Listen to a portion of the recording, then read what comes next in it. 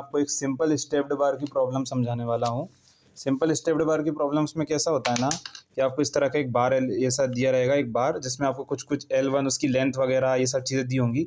अब बोलेंगे कि हमने इस पर ये फोर्सेस लगाएं, ये 5 किलोमीटर का, ये 10 किलो न्यूटन का, इस टाइप के फोर्सेस लगाएं।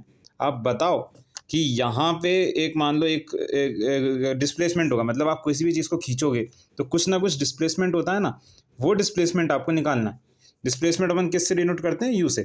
सबसे पहले आपको कैसे सॉल्व करनी है मैं स्टेप बाय स्टेप बताऊंगा। बहुत बड़ा सॉल्यूशन है पर बहुत इजी है अगर आप समझो तो। सबसे पहले स्टेप 1 कि सबसे पहले गिवन लिखो। आपने लिखा P2, P1 P2 क्या है? ये वाली जो फोर्स है कोई सी भी एक डायरेक्शन में अस्यूम कर लो इसको कि ये एक्ट कर रही है। P1 हो गई, या आपकी P2 है, इस डायरेक्शन को और पॉजिटिव ले लो, ऐसा अस्यूम कर लेते हैं, ठीक है। इसको तो -10 ले लेंगे, इसको +5 ले लेंगे। तो ये आपकी P1 हो गई, या आपकी हो गई P2, या आपकी हो गई P3। तो आपकी P1 आपको P1 तो नहीं दी है, गिवन नहीं है, आपको ये दी है 10 किलो न्यूटन, तो ये -10 × 10⁻³ न्यूटन। और फिर आपने इस तरह से गिवन लिख लिया, आपको A1 E1 इलास्टिक मॉड्यूलस वगैरह सब कुछ यहाँ पे गिवन रहेगा इस तरह से। अभी सबसे पहली सॉल्यूशन में क्या रहेगी कि डिस्प्लेसमेंट को कोई भी एक अस्यूम कर लो किसी भी एक डायरेक्शन में। इसको अपन P1 ले लेते जिससे कन्फ्यूजन ना हो। तो आपका P1 इधर है, P2 इधर है, P3 इधर है, और इस डायरेक्शन को अपन ने पॉजिटिव कंसिडर कर लिया। यह सब फोर्सेज आपको गिवन रहते हैं। अब ये एलिमेंट जो है ये आपका नंबर 1 का है, ये एलिमेंट है जो आपका नंबर 2 का है। लेकिन अपन नोड्स कंसिडर करते हैं। नोड्स क्या होते हैं? जहाँ पे फोर्सेज एक्ट करती है। तो ये एक नोड हुआ, ये एक नोड हुआ, ये एक नोड हुआ, ये एक नोड हुआ, तो ऐसे 3 नोड्स हुए हैं आपके। तो ये 3 नोड्स को आपको ऐसा टेबल में जमा लेने का है। तो आपका एलिमेंट कौन सा है? पहला, दूसरा, 1 और 2। आपका नोड्स कौन कौन से हैं? पहले में कौन कौन से नोड्स हैं? 1 और 2, तो यहाँ पे 1 और 2 लिख दो। दूसरे में नोड्स कौन कौन से हैं? 2 और 3, यहाँ पे 2 और 3 लिख लो। ये स्टेप जो है ये ऑप्शनल है, करना हो तो करो वरना मत करो, ऐसा है। मुझे नहीं लगता इसकी गरज रहती है इतनी। एलिमेंट कितने हैं यहाँ पे? 2 हैं। नोड्स कितने हैं यहाँ पे? 1 2 3 नोड्स हैं। ये चीज़ बाद के लिए ध्यान में रखना है, बाद में काम आएगी, इन चीज़ को भी ध्यान में रखना। सबसे पहले आपको पता करना है कि हमें, ठीक है, डिस्प्लेसमेंट निकालना है। कैसे निकालेंगे? तो डिस्प्लेसमेंट का फॉर्मूला ध्यान में रखो, उससे आपको स्टेप्स याद रहेंगे। डिस्प्लेसमेंट का कोई भी स्टेप्स कभी भी याद रखनी हो ना, ऐसी बड़ी सी स्टेप्स कैसे याद रहेंगी, तो फॉर्मूला ध्यान में रखो। KU = F, सिंपल सा फॉर्मूला है। KU = F, एक बार बोलो, KU = F। K क्या है? K होता है अपना ग्लोबल स्टिफनेस मैट्रिक्स। अब लॉजिकली सोचो, आपको कोई भी चीज़ स्ट्रेच करनी है, मान लो मुझे ये पेन को खींचना है, यहाँ से मैं पकड़ के ऐसा खींच रहा हूँ, तो क्या क्या चीज़ इसमें डिस्प्लेसमेंट जो भी आएगा अंदर, इसके मॉलिक्यूल्स जैसे भी मूव होंगे वो किस तरह से होंगे, स्पेसिफिकली क्या क्या उसको इन्फ्लुएंस करेगा। तो के रहेगा कि कितनी सख्त है ये, सख्त अपन कहते हैं ना, सख्त है ये चीज़, तो इस जो हार्डनेस या फिर स्टिफनेस कितनी कड़क है वो इफेक्ट करेगी। तो के उसको रिप्रेजेंट करता है, क्या होता है? Global stiffness matrix. एफ क्या होता है? आप कितनी फोर्स दे रहे हो, कितना तेज खींच रहा हूँ मैं। अगर मैं बहुत तेज खींचूंगा कि टूट जाएगी, इसलिए उसको रिप्रेजेंट करता है फोर्स मैट्रिक्स या फिर लोड मैट्रिक्स। और बीच में होता है अपना डिस्प्लेसमेंट मैट्रिक्स, मतलब कितना इसके अंदर के पार्टिकल्स डिस्प्लेस हो रहे हैं, कितना डिफॉर्मेशन आ रहा है इसमें। तो अभी आपको सबसे पहले कैलकुलेट करना रहता है, इसलिए ग्लोबल स्टिफनेस मैट्रिक्स, मतलब स्टिफनेस मैट्रिक्स कैलकुलेट करना रहता है, वो पर एलिमेंट करते हैं। सबसे पहले अपन ने K1 के लिए करेंगे, मतलब K1 मतलब पहले इसके लिए करेंगे, इस वाले एलिमेंट के लिए, फिर अपन दूसरे वाले के लिए करेंगे, इस वाले के लिए। K1 का फॉर्मूला क्या है? AE/L, और फिर ये इस टाइप का मैट्रिक्स रहता है, 1 1 -1 -1, इस टाइप का एक मैट्रिक्स रहता है। इसको इससे इंटू करना है। इसको इससे इंटू करने में ऐसा डरना मत, कोई बहुत मुश्किल काम नहीं है। A1 E L1 आपको सब दिया हुआ है, आप यहाँ गिवन से वैल्यू यहाँ पे पुट करना है बस। 1 1 -1 को अंदर चलने दो। जब आप ये पूरा सॉल्व करोगे, जब आप ये पूरा का पूरा ऐसा सॉल्व करोगे, तो आपका आंसर क्या आएगा? 60 आएगा, इंटू 10⁻⁴ आएगा, ऐसा कुछ आंसर आपका आएगा। अभी जो 60 है, जो आपका आंसर आया है, इसको बस आपको अंदर पुट कर देने का है इस पूरे मैट्रिक्स में। तो कैसे? 60 × 1, 60 × -1, 60 × -1, 60 × 1। ऐसा क्यों कि आप 10 × 4 भी कर सकते हो, पर आपको 4 बार लिखना पड़ेगा, इससे अच्छा इसको बाहर लेने देते हैं। अंदर 60 को अपन ने इंटू कर दिया सबको। ये क्या हुआ आपका? K1 stiffness matrix for first element. अब इसी तरह से stiffness matrix for second element निकालेंगे। हर एलिमेंट के लिए आपको एक एक बार निकालना पड़ेगा। कैसे किया? K2 आया, AE/L, मतलब के आप याद रख लो, AE/L। तो हाँ, तो इससे यही वही सेम टू सेम आप डालोगे वैल्यू, कुछ वैल्यू आएगी इसमें। 14 × 10⁻⁴ आया था, तो मैंने 14 को इस तरह से अंडर पुट कर दिया सबके। और 10⁴ बाहर रखा है। अभी आता है global calculate global stiffness matrix. अभी K1 और K2 अलग अलग निकल गए हैं आपके दोनों एलिमेंट्स के लिए। इसको वीडियो को पॉज कर करके देखना, मैं फास्ट ले रहा थोड़ा। अब आपको टोटल निकालना है।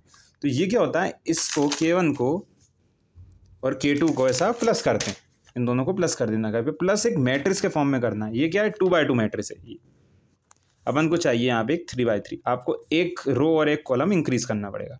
अभी आप इसको कैसे बनाओगे, देखो मैं आपको एक ट्रिक बताता हूँ अच्छी लिखने की। यहाँ पे देखो, ऐसा एक मैट्रिक्स बनाओ, 3x3 है ये।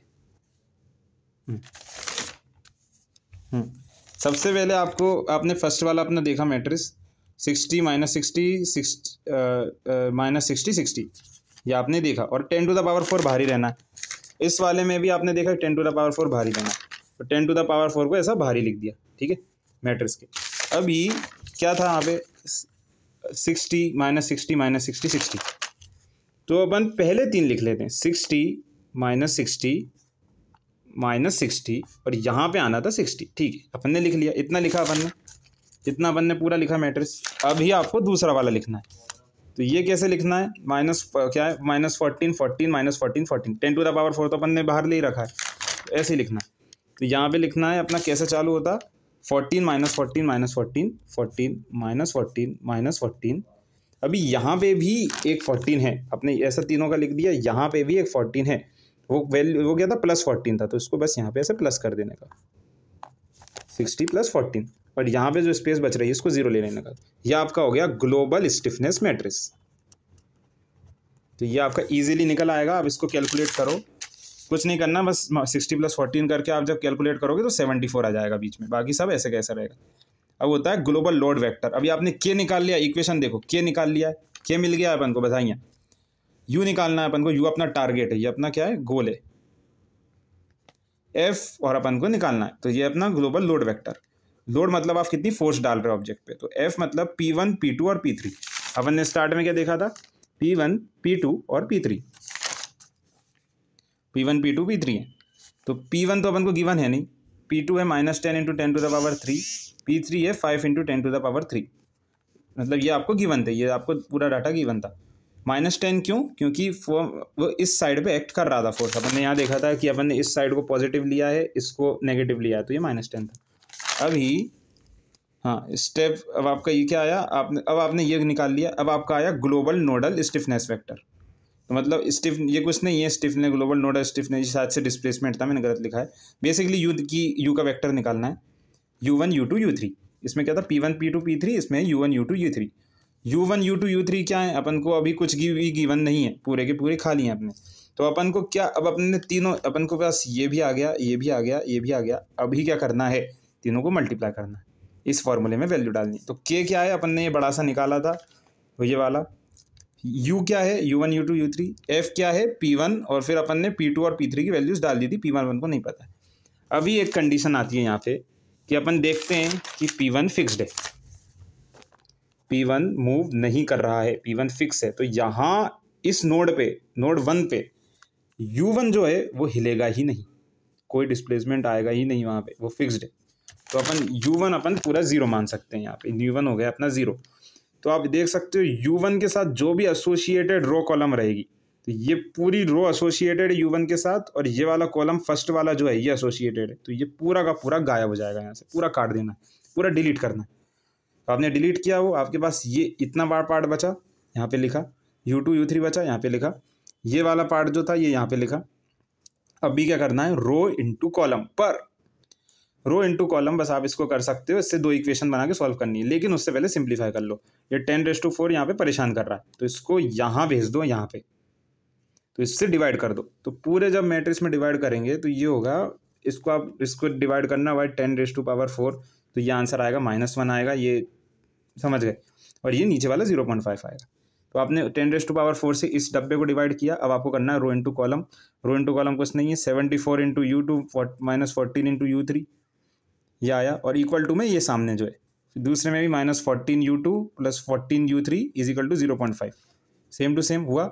इससे आपका इसको कैलसी में सॉल्व करना है, बस नॉर्मल वैल्यू डाल के, नॉर्मल आप इक्वेशन में वैल्यू डालो, U2 और U3 आपके निकल आएंगे। तो आपका क्वेश्चन, आपको 10 मार्क्स का क्वेश्चन है, तो 8 मार्क्स तो यही मिल गए। उसके बाद आपका आता है स्ट्रेसेस निकालना। स्ट्रेसेस का ये फॉर्मूला होता है sigma equal to E B, पर इतना अपन ध्यान में नहीं रखते ई बी वगैरह। अगर बी कभी गिवन रहता है तो बी डालना, वरना sigma equal to E by L और फिर इस -1 और फिर यू एन, ये फॉर्मूला रहेगा अपना स्ट्रेस का। अब आपका कितना स्ट्रेस आ रहा है आप वो निकाल रहे हो, तो सिग्मा वो हर एलिमेंट के लिए अलग अलग निकलेगा। तो सिग्मा 1 के लिए E1 बाई L1 -1 और U1 U2 अपन ने अभी कैलकुलेट किए। E1 गिवन है, L1 गिवन है, सब कुछ गिवन है, मतलब सब कुछ पता है। तो यहाँ पे भी वही row into column -1 into U1 1 into U2, तो अपन ने वही अंदर इनको मल्टीप्लाई कर दिया। E1 L1 ऐसे के ऐसे ही चल रहे हैं। फिर E1 की वैल्यू लिखनी है 200 इंटू 10⁻3, L1 आएगा 50, और यहाँ पे अंदर U1 की वैल्यू अपन को पता है 0 है, U2 की पता है 8.33 इंटू 10⁻3 है। आप भूल गए हो U1 कैसे 0 आया, तो अपन को पता है कि ये रिजिड था इसलिए ये 0 आया। तो बेसिकली यहाँ पे पूरा मैटर ही क्लोज हो गया, आपको सिग्मा 1 मिल गया है। सिग्मा 2 भी आप E2 बाई L2 करके निकाल सकते हो। बस सिग्मा 1 में आपने U1 U2 लिए हैं, क्योंकि आपको ये दोनों नोड्स कंसिडर करने हैं, ये वाले, ये और ये, क्योंकि पहले एलिमेंट के लिए है। और इस वाले में आपने U2 U3 लिए हैं सिग्मा 2 निकालते टाइम, क्योंकि अपन को सेकेंड एलिमेंट कंसिडर करना है, उसमें ये दोनों नोड्स हैं। तो आपका इसी तरह से ये पूरा सॉल्व हो जाएगा अच्छे से। इस तरह से ये पूरा का पूरा सॉल्व हो जाएगा, और फाइनली आपको सिग्मा 2 सिग्मा 1 की वैल्यूज़ मिल जाएंगी। इतने में क्वेश्चन सॉल्व हो जाएगा। अब अगले वीडियो में इससे जो हार्ड पोर्शन होता है, इसका जो हार्ड क्वेश्चन होता है वो लेंगे।